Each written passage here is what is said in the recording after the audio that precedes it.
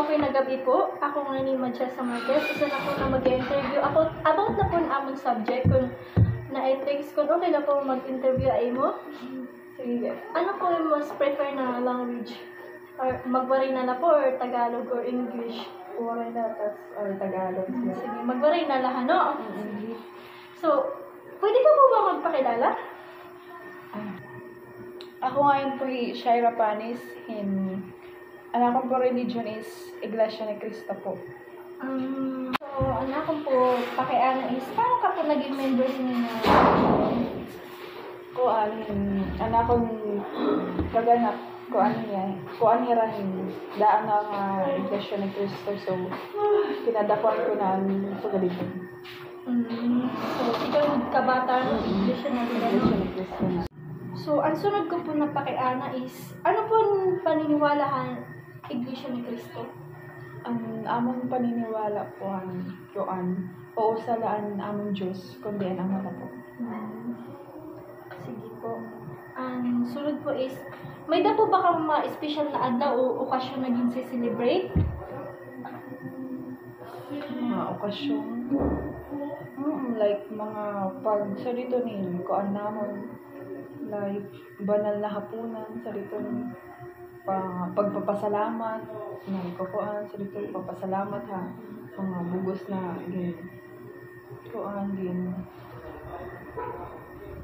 Pwede po specific na date? So, dito na ano yung celebration? Waray date pero asya na talaga ang kuan. Waray specific na date pero asya talaga ang pinakakuan na. So, dito kailangan once in a year. So, dito kukuan ka ng banal na hapunan. Like, ito ba na? Once in a year lang?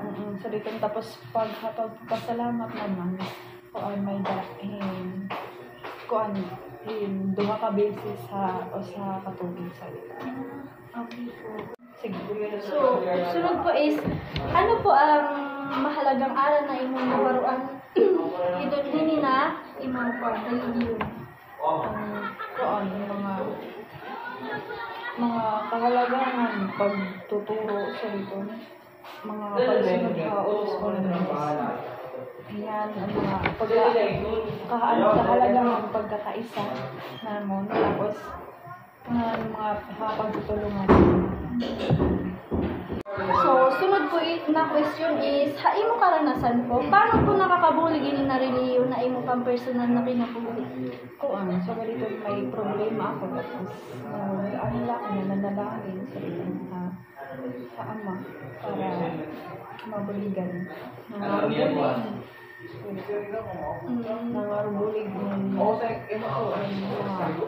problema, mga salarin na kinabuhi sa dito. So, ang sunod ko po ng pakiana is, ano po ang pinagkaibahan ng pananampalataya kumpara kaiba na relihiyon? Kuan kasi siyempre damang kuan ang pwede damang kung baga bawal.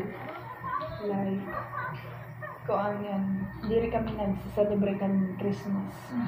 Kay kuan diri kumbaga diri natuod na waray nga Biblia na nakasurat nga ito nga so dito December 25 nga ginanak ni kuan ni Cristo.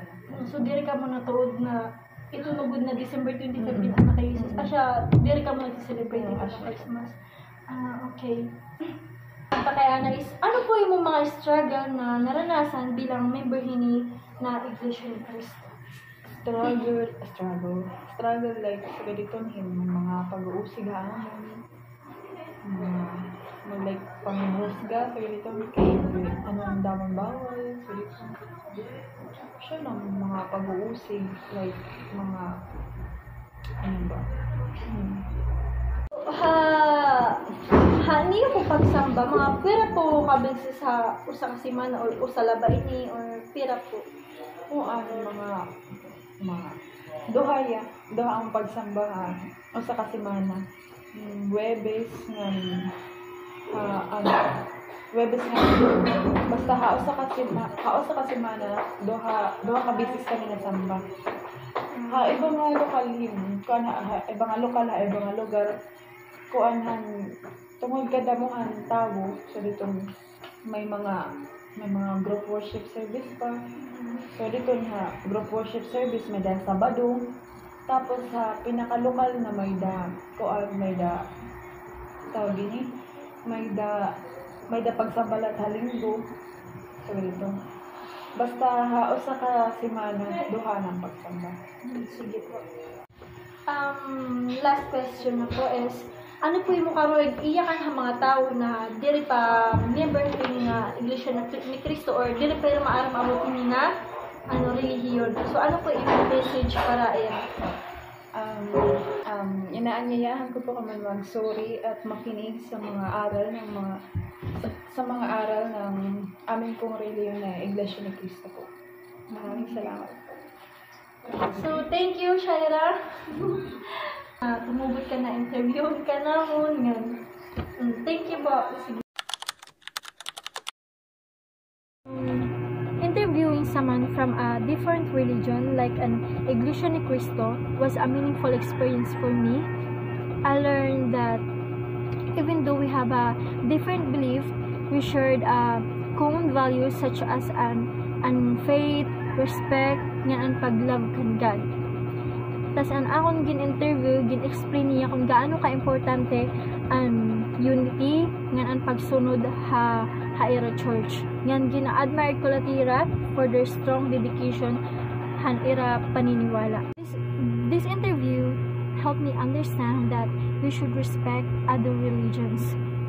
Nga diri ra dapat i-judge just because an era practices is different from ours. Overall, the experience opened my mind and taught me to be more understanding and respectful towards other beliefs. Thank you.